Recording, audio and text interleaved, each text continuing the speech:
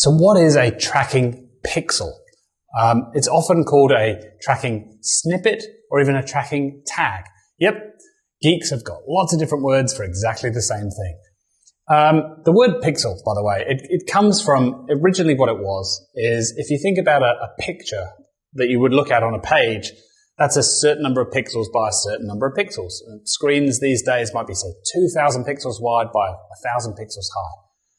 So the way things were tracked originally was to put a tiny 1 pixel high, 1 pixel wide, essentially a tiny picture on a page, and that picture lives somewhere else.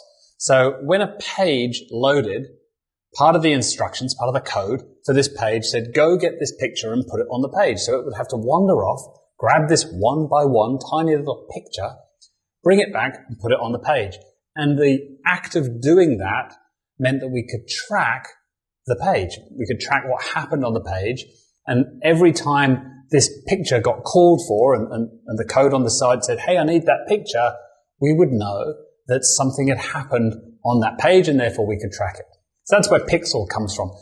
It is essentially just a little piece of code that we put on important pages of your website in order to track what's going on. So we said in the last video, when we're starting out, we're just going to track people that make it through to our thank you page. Someone's filled out a form and they make it to the thank you page, or maybe it's the receipt page if you're an e-commerce site. We're going to put a little piece of code on there, and that's going to talk to Google Ads. So we need to come into our Google Ads account and create this piece of code, this tracking pixel. And you're going to find this in the conversions part of your Google Ads account. So again, go to Tools, up at the top of the page, and then Conversions. And this will take you to a screen which is going to be completely blank when you start out. There's a big blue button on there that says Create a new conversion action. Again, we can have lots of different conversions. A few weeks from now, you might have a lot of different conversions. Let's just start with one. So we're going to create a conversion action, which is going to be a lead.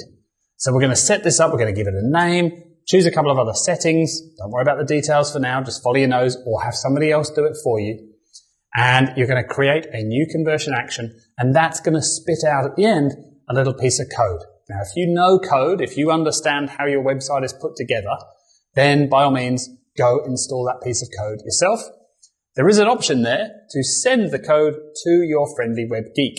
So you plug their email address in and the code and all the instructions get sent to your friendly web geek and they will go do it for you. Yes, that's a service that my agency WebSavvy offers, but I'm not here to sell my services. There's many, many different ways that you can do it. You can probably go find somebody on Upwork that will do this for you if you really want to do it on the cheap. But if you don't understand code, don't go anywhere near it. Let somebody else do it. If you understand code, then go for it. There's a third option, which is to use a tool called Google Tag Manager. Now, this is a great way to do it. Many sites use this thing called Google Tag Manager. Let's not go into the details of what that is, but it's essentially it's a very easy way to add lots of bits of code to a website. You need a geek involved once, and then after that, it's a very easy way for you to add code to different pages. Essentially, you've got a piece of tracking code, and you need to add it to the right page of your site.